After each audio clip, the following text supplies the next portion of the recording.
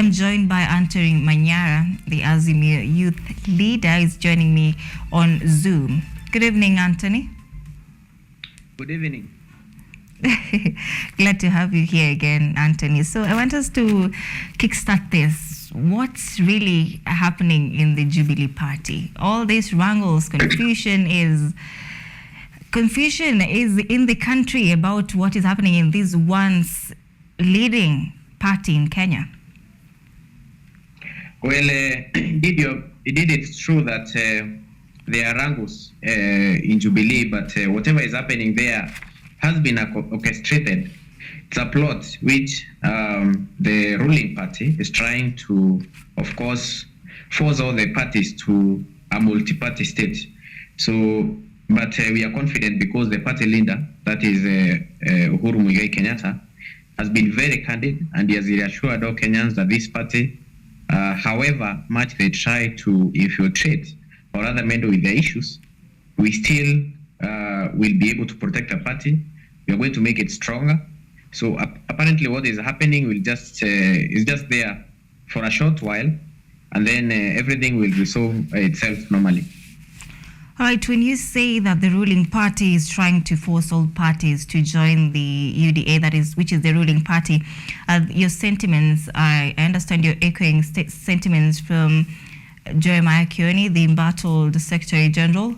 Jeremiah Kioni also says that the government is facilitating this in-house conflict. What do you mean, and do you have proof of that? Well, if you look at history, what we have seen before, if you go back to 1960s, KANDU, that is KADU, it was a very strong party, and in 1962 they were able to initiate a process that the Nairobi Agreement, which informed a merger that KANU and KANDU they merged. And ever since, the significance, or rather how the KANDU operations were being done, the party was able to be expunged, or rather its effectiveness, or rather significance, went down completely.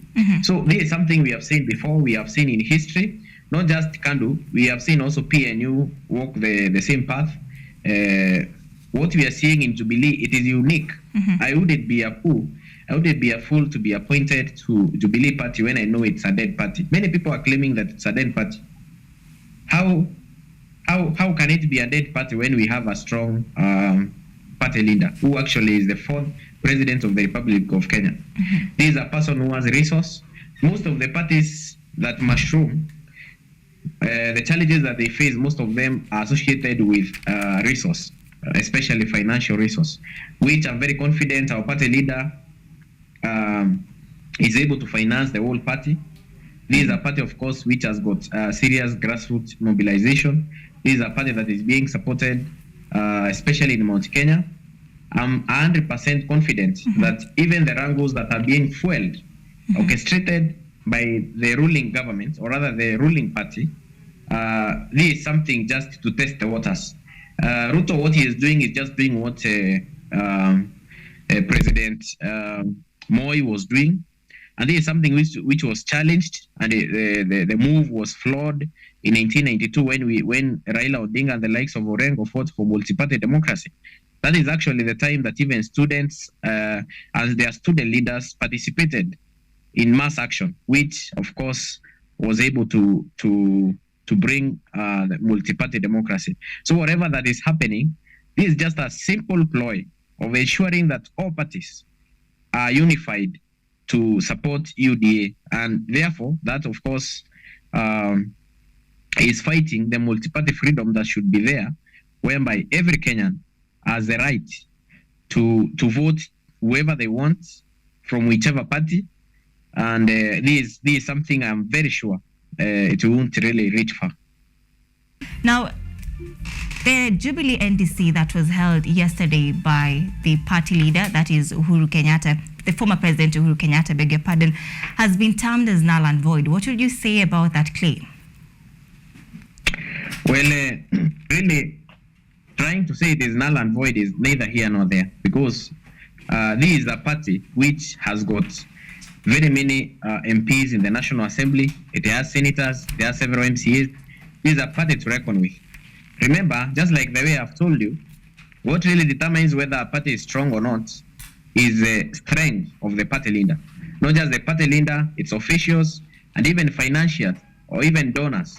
People are willing to invest in the party to ensure that there is serious resource, so that that resource, of course, is able to fuel grassroots mobilization in the hinterlands, so that every Kenyan is able to feel the party. This is a party which is known by every Kenyan.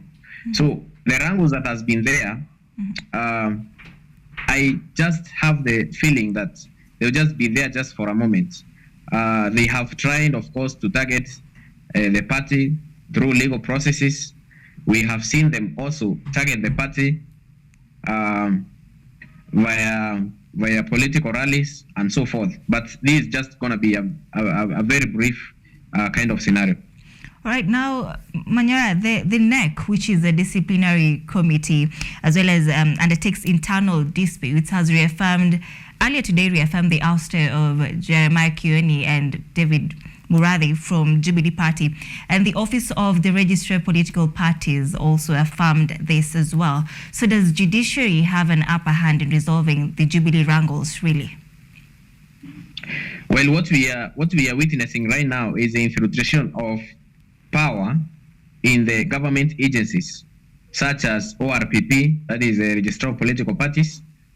But I think you have also seen in the same media that the decision which was, of course, made by the quote-unquote, the disciplinary committee was also overruled by the court. So I'm 100% sure that whatever has been happening in Jubilee, the people who have been trying to, of course, call themselves officials, these are already outgoing officials. The NDC that we had yesterday, we replaced those people who are not loyal. Remember, in every party, fidelity to the party and also loyalty count a lot. What we witnessed with Sabina Chege, what we witnessed with Kanini Kega, I think was very much unbecoming. And I will doubt that even if they move to UDA, the president, or rather even party officials in that party, will be able to trust them. What they are simply doing is to create a lot of fiasco and chaos so they can negotiate to be incorporated in government, or rather to negotiate maybe for funds or anything. But back here in the party, we don't really need them. We have just wished them all the best, just like the former president yesterday indicated. We just bidding them farewell. They can just go, but they go silently. Remember, if right now William Ruto decides to appoint, or rather to reward, the efforts which have been advanced by Kanini Kega and Sabina Chege, I'm very sure they will stop whatever they are doing. So this is just for a short while, like I've said. Now, Jeremiah Kioni, the embattled Secretary General, has said that you will go to the streets, that is the Jubilee Party affiliates will go to the streets should these conflicts continue. Are demonstrations really a solution to solving the Jubilee wrangles? Now, the beret I'm wearing right now is for the Movement of Defense of Democracy, which I'm one of the founding members actually. And I can say this beret signifies resistance. And it's not just resistance, we are advocating for the hoi polloi, or rather the people, the common, the masses. People who, of course, are seriously oppressed. And I'm very sure we'll be back again to the streets. And we are not afraid. You know, remember, these intimidations, even by the police. I've seen my brother today, Gaucho, has been even arrested there Central Police Station. And what we can simply say is that no amount of threat, no amount of intimidation will be able to water down our efforts, or rather our spirits. Personally, as the president even of Kenya University Students Organization, we are seriously going to support the Right Honorable Raila Amolo Odinga. Whenever he says we have a demonstration, we simply want to tell him, you can take from Monday to Thursday. Then we have our Friday for universities demonstration. Also, we have a course. The course we have is that university students have seriously been a cannon fodder in these war fights, because even the university's funding model, which has been advanced by the government, is unsustainable. Remember, even if they are proposing a model which will be able to triple or even multiply funds to the universities, we have asked them even to pay the more than 140,000 students. We have told them to pay them help.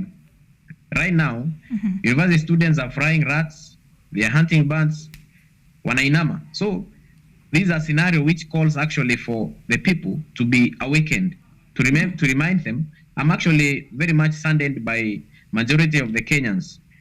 Even Charles Darwin was not really advancing the concept of adaptation, whereby you ignore everything, you just move by the tide. Very soon, you're going to see the high taxes imposed on Kenyans. Itafika mahali wa Kenya waseme, because of the much you have been able to tax on my salary, we nipe hii pesa ambayo umetoa kama taxes, ubaki na wewe ingine. So we are really heading to a very serious problem. Yeah. Now, you mentioned betrayals. What should be done to avoid such instances in the future where we are experiencing betrayals and breakaways from political parties? Well, just like the way I've said, everything is well documented in history. You have just said that these people, President Moi, the second president of this country, is not here to maybe defend himself. But I can tell you as a matter of fact, in the books of history, you will find all this, it has happened before. The only thing that they didn't anticipate, or rather they didn't figure out, is that how to deal with a party whose the party leader is a former president. This is a person who is very young. This is a person who is dynamic. This is a person who has political aspirations. This is a person who oozes tremendous potential. So I can tell you really, without any shred of doubt, that political party will thrive.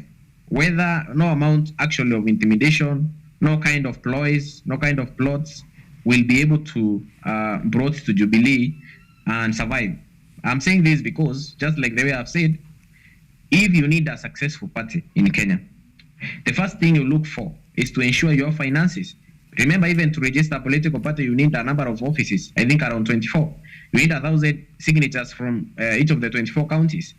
These are kind of things which you cannot do really from an individual point of view unless you have a serious resources. So Uhuru Kenyatta, remember, is being backed by Azimio Coalition, which is a party that, were it not for the massive buying by the government of politicians in the National Assembly, or rather the bicameral house, we would be having a Jubilee that is extremely strong. But the NDC yesterday, actually, if you remember the speech by the president, he said that he is there to stay.